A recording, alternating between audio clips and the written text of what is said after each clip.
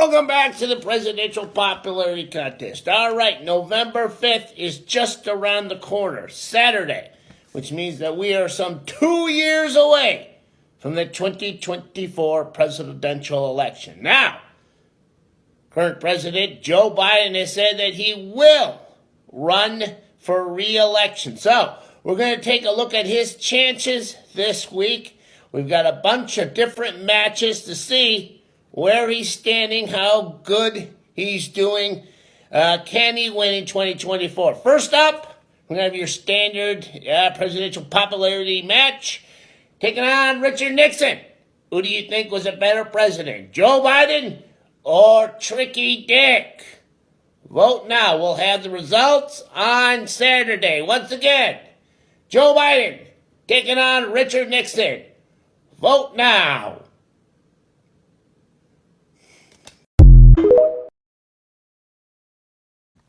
Welcome back to the presidential popularity contest. All right, with the 2024 presidential election a mere 2 years away, we thought we'd take a look at what President Biden's chances are. All right, in our next scenario, President Biden is taking on a Democratic competitor, trying to get the nomination from him. I'm talking about California Governor Gavin Newsom.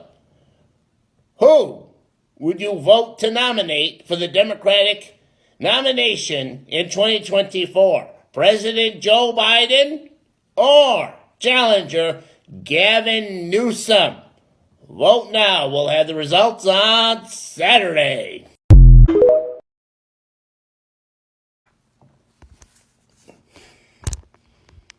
Welcome back to the presidential popularity contest. All right.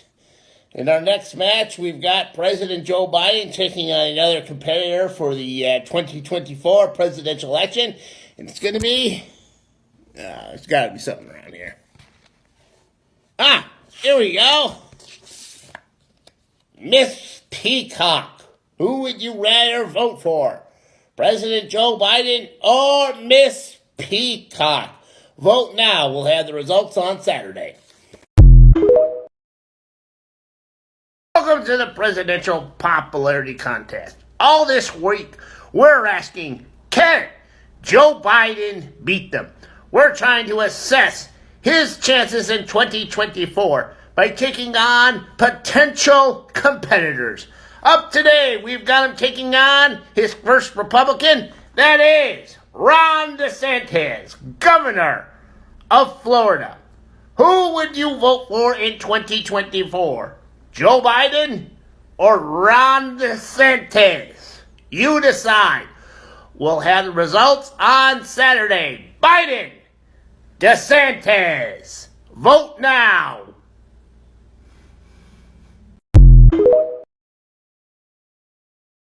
Well, now that's quite the range you've given yourself there, Rishi. By my accounts, that's 9 months, 275 days where you could be correct. Nah. Not going to fly. That's basically cheating right there. I'll give you the first answer you gave, which was 130 days, which puts it at March 4th of 2023. And the last one, which is 1 year, 40 days, which puts it at December 4th of 2023. But nothing in between. All right, for those of you who don't know what the hell we're talking about, we've got an office pool going here on how long the new Prime Minister of the United Kingdom, Rishi Sunak, is going to last in office. I said 100 days, which would put him at February 2nd of 2023. If you've got a guess, put it in the comment section. We'll allow everyone to have 3 guesses. But once again, single guesses only. None of this range crap like from today to the end of eternity. I want simple, easy to quantify answers. If you don't get the exact one, you can easily go to what's the closest, right? So just put your answers in the comment section. You can put the amount of time you think he's going to last in office, years, months, days, or the exact date in which you think will be his last day as Prime Minister of the United Kingdom. Once again, everyone gets 3 guesses. We'll keep the polls open till next Friday. And we're calling this Reign of Rishi.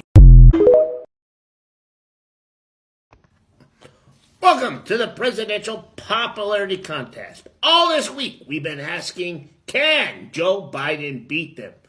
Assessing the president's chances for re-election in 2024 by having him go up against a number of competitors. Well, we're putting out the results on Saturday, so I don't want to spoil things, but it isn't going too good for old Joe right now. He's getting beat left and right.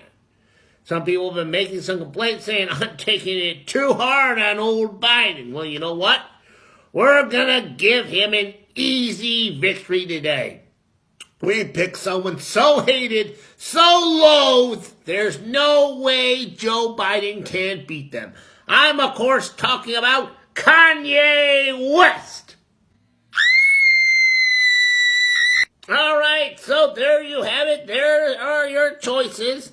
If you had to vote for one of these guys in 2024, who's it going to be? Joe Biden or Kanye West? Vote now. We'll have the results on Saturday.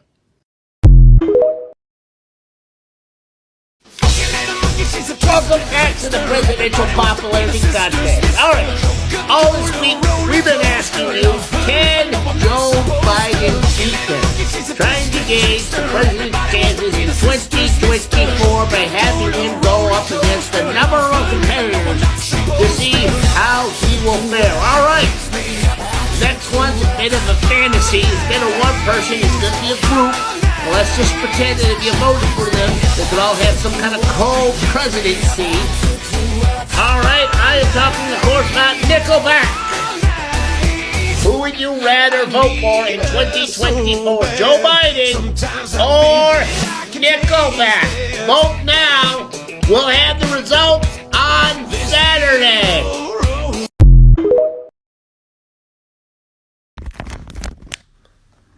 Good question there, Papa Bush. All right, I'll be honest with you. If I had the power to decide who would be nominated for both parties, no one would get nominated at all. I can't stand either party right now.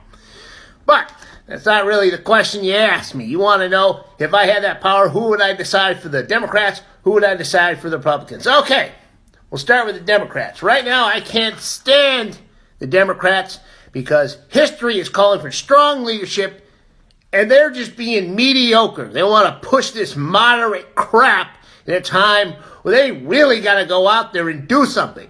And Biden, he is the most useless of them all. So he is not getting a nomination. And I'm going to give it to someone who I think would be fierce and just take on the Republicans. I'm, of course, talking about Susan Sarandon. That's who I'd give the Democratic nomination to. And the best part about this would be seeing someone like Deborah Messing have to just eat shit and endorse Susan because they don't want the Republicans. All right, moving on to the Republicans for something I think you're going to like. All right, I'm going to level with you once again. I can't stand Trump. And I can't stand MAGA. And I can't stand, most of all, those Republicans, the moderate ones, who want to kiss Trump's ass so they can get those voters. So if I get the nomination, I'm not going to give it to someone who's going to kiss his ass so he can, win the election. And that group is going to be someone from the Bush family, because they definitely can't stand Trump, and they would never kiss his ass, right? Because he disrespected Junior Mint, so he disrespected the whole family. And out of the Bushes, the one I'd go with would be George P. Bush. Now, this is Jeb Bush's son. That's who I'd give the nomination to. And one of the best things about nominating George P. here is if he wins, that will mean that Jeb Bush will not only be the father of a United States president, but he'd be the son of the United States president and the brother of the United States president. And this would make him the new John Scott Harrison, in that he would never be president. All right, that was a long way to get to some John Scott Harrison slander. But hey, what do you think of my candidates for 2024? Sarandon and George P. Bush. if it came down to the two of them, which one would you vote for? And if you had the power to decide who the Democrats would go with and who the Republicans would go with, just the nominees, you don't pick the winner, who would you go with? Put your answers in the comment section.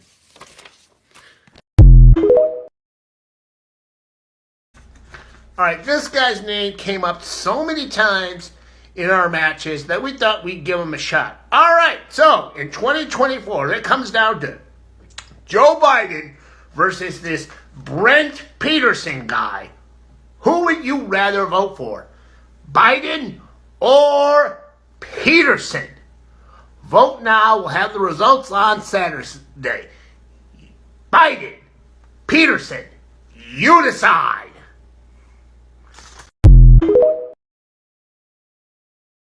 Welcome to the presidential popularity contest. It's Saturday, and as promised, we're going to give you the results of this week's matches. All right, first up, we had a fantasy match for 2024 where Susan Sarandon runs as a Democrat and George P. Bush runs as the Republicans. And by a score of 18-14, Bush would beat Sarandon. All right, now let's get into what you came here to see. How bad Biden did in his matches. First up, we had a standard popularity contest match between Joe Biden and Richard Nixon. We asked you which one you thought was a better president, and by a score of 82-21, it's Richard Nixon. Then we asked what would happen if fellow Democrat Gavin Newsom was to challenge Joe Biden for the Democratic nomination in 2024. Who would win that fight? And by a vote of 17-7, it's Newsom. Another loss for Biden. Now we've got a really possible match between Joe Biden and Republican Governor of Florida, Ron DeSantis. Who would you vote for in 2024, Biden or DeSantis? And by a vote of 24-69, DeSantis would win. Another loss for Joe Biden.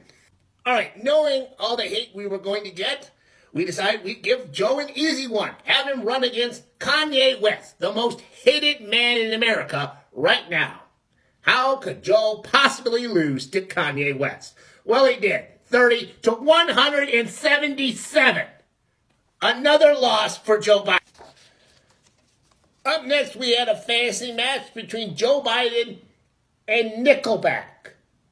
Who would win? Joe Biden or Nickelback? You already know where I'm going with this. Nickelback would win it 107-15. Another loss for Joe Biden. He lost to Nickelback. All right, up next we have a complete fantasy match.